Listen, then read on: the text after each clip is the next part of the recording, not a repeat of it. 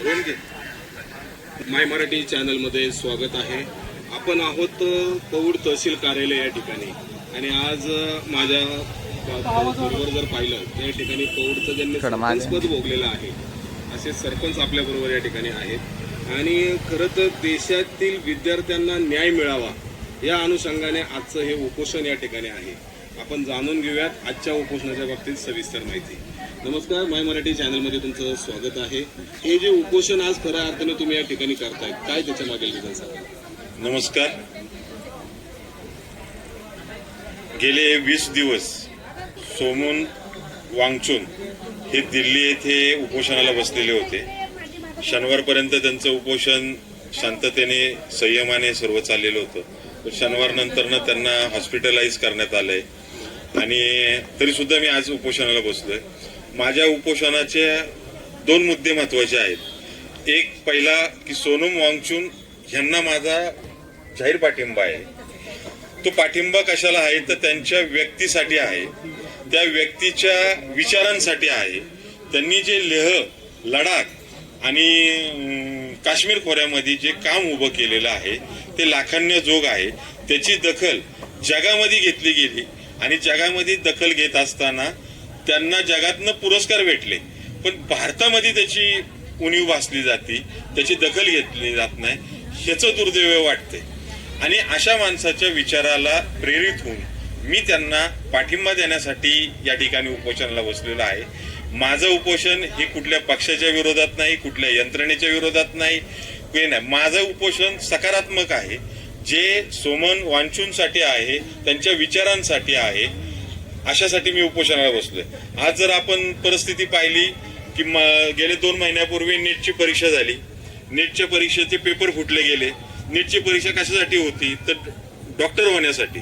तर तो डॉक्टर होण्यासाठी जर पेपर फुटलेला असेल 5 ते 10 लाखापर्यंत त्या एका पेपरची किंमत जाते आणि तो पेपर फुटून तो पास झालेला विद्यार्थी डॉक्टर बाजारात समाजामध्ये आल्यानंतर ना तो लोकांना कसं तपासणार? सर्दी खोकल्याचं औषध सुद्धा त्याला देता यायचं नाही, अशी त्या परिस्थिती त्या डॉक्टरची असेल. मग असे डॉक्टर आपल्याला समाजाला पाहिजेत का? तर नको. आपल्याला चांगले पाहिजे, जे चांगला अभ्यास करतात, जे करतात. आज चला 16 तारखेला परवा दिवशी निकाल लागला. आपल्या दौंडची विद्यार्थिनी कुदळे, श्रावणी कुदळे ही देशामध्ये 5वी आली. मग ह्या चांगल्या विद्यार्थ्यांचं नुकसान होतं ना. त्यावेळेस परीक्षेचे पेपर फुटले. पेपर फुटल्यानंतर परत त्याच्यामध्ये गैरव्यवहार झाले. ते परीक्षा झाली म्हणजे त्याच्यामध्ये आत्महत्या झाली. काही विद्यार्थ्यांनी आत्महत्या केली. त्यांचं शैक्षणिक नुकसान झालं, त्यांचं आर्थिक नुकसान झालं, मानसिक नुकसान झालं.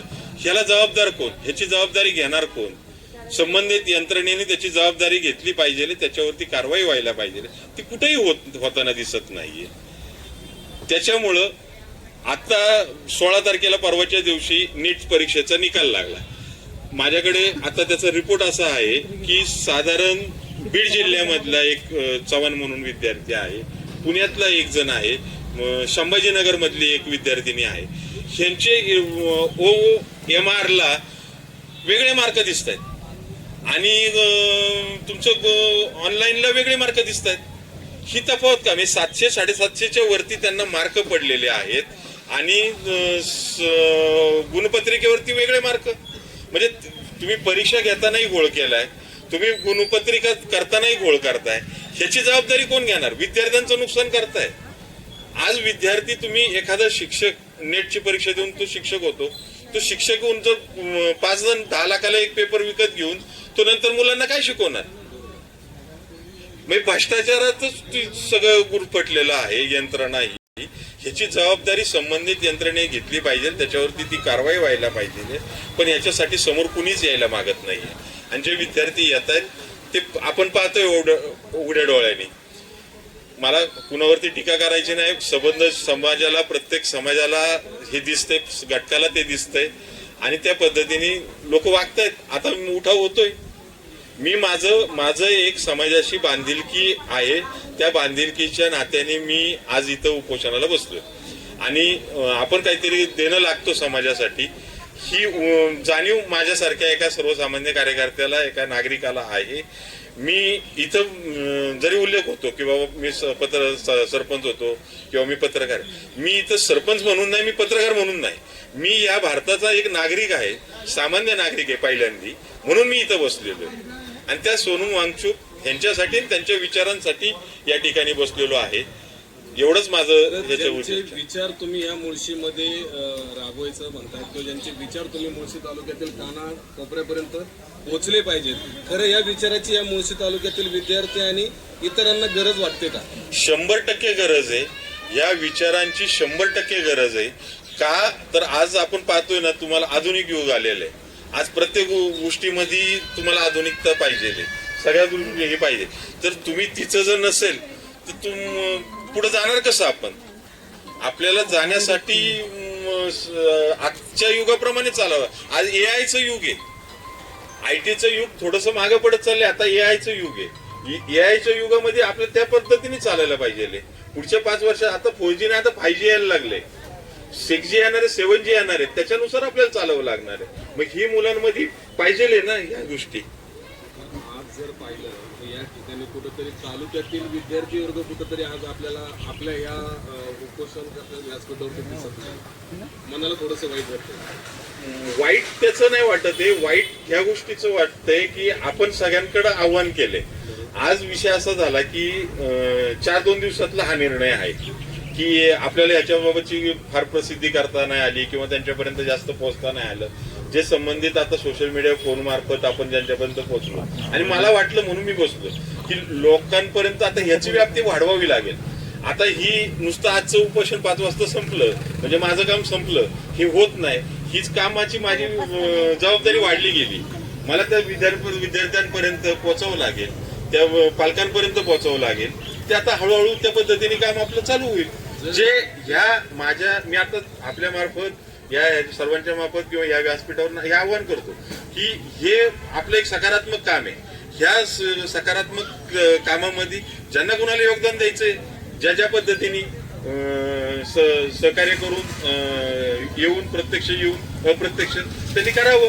आपल्याला हा चांगला विचार पुढे न्यायचा आहे तालुक्यामध्ये. जर एखाद्या राजकीय पक्षाच्या बाबतीत किंवा संघटनेच्या बाबतीत जर एखादी गोष्ट घडली असती तर त्यावेळेला ती संघटना किंवा तो पक्ष एक मोर्चाच्या स्वरूपामध्ये त्याला स्वरूप दिलं जातं मोठं. मग आज विद्यार्थ्यांच्या बाबतीत कुठं मुळशी तालुका कमी पडतोय का?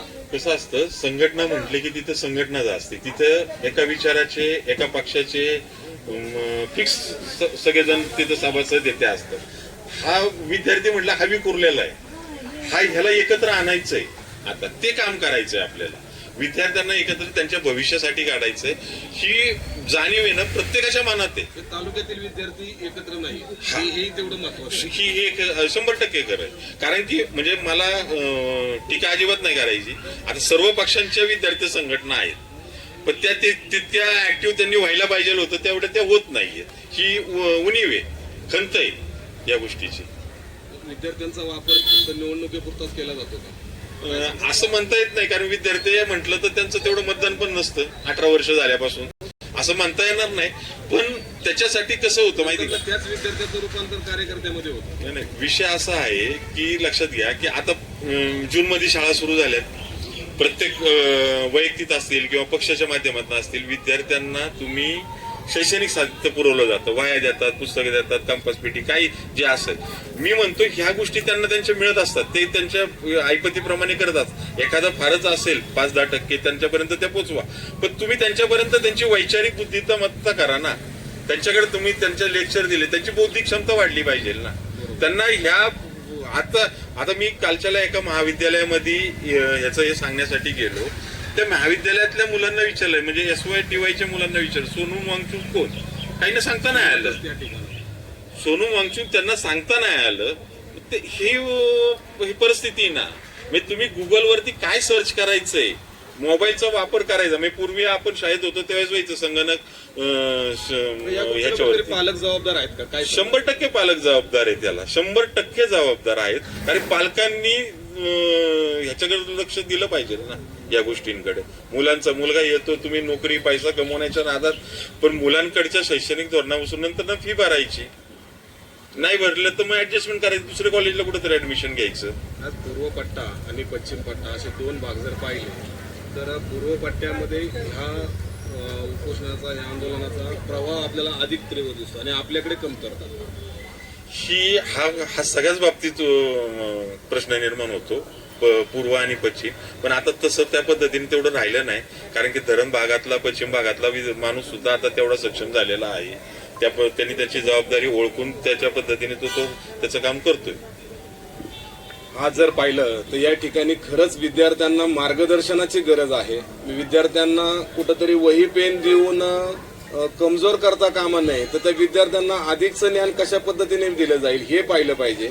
आणि दुसरीकडे जर पाहिलं तर हा विषय की आज ज्या विद्यार्थ्यांना ज्या शिक्षकांना शिकवलं जातं त्या शिक्षकांना आता आपण पाहतोय की त्यांच्या कामाची विद्यार्थ्यांना शिकवण्याच्या ऐवजी त्यांची दुटी ही खरं तर वेगळ्या ठिकाणी लागली जाते. तर हे कुठंतरी थांबलं पाहिजे. विद्यार्थ्यांवरती होणारा अन्याय हाही थांबला पाहिजे. जर आजचा विद्यार्थी हा पुढचा राजकीय नेता आहे, तो पुढे गाव चालवणार आहे, देश चालवणार आहे. जर विद्यार्थी सुजलम सुफलम झाला तर माझा देश सुफलम होईल, यामध्ये तिळमात्रही शंका नाही. आज आपण याच अनुषंगाने देशभर व्यापक असलेलं हे आंदोलन त्याची ठिणगी या मुळशी तालुक्यामध्ये देखील पडलेली आहे. आणि आज एक दिवसाच्या उपोषणासाठी या ठिकाणी सर्व पक्षीय राजकीय पुढारी, सर्व समाजातील जे नागरिक आहेत, घटक आहेत, ते या ठिकाणी येऊन आपली उपस्थिती दर्शवत आहेत. आणि या उपोषणाला विनायक गुजर करता यांना या ठिकाणी पाठिंबा देत आहेत. आज आपल्याला या ठिकाणी माय मराठीच्या चॅनलच्या माध्यमातून पेटलेली ही ठिणगी जी आहे ही देशभर, गावभर, तालुकाभर, जिल्हाभर, राज्यभर कशी होईल, राज्यभर, याकडे आपण पाहणार आहोत. कॅमेरामन हरीश म्हात्रेसह संपादक पप्पू बंधारे, माय मराठी.